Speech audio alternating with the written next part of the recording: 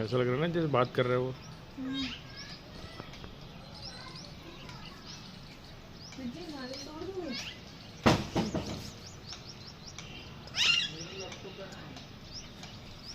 ये टोटो के